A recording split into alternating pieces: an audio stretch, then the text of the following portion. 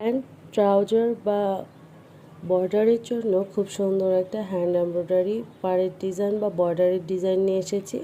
আজকের ডিজাইনটা কিন্তু লাল কালারের উপরে সোনালি কালার সুতা দিয়ে খুব সুন্দর একটা ডিজাইন এবং ইউনিক ডিজাইনও।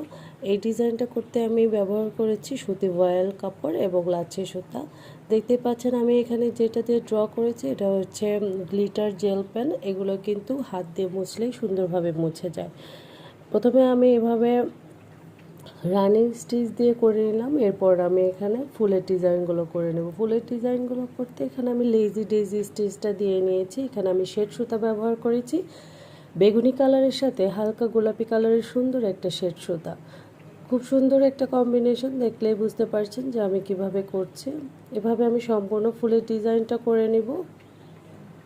এই ডিজাইনগুলো কিন্তু খুবই সুন্দর লাগে, যে কোনোভাবে পাড়ের ডিজাইনগুলো করলে একটু ইউনিক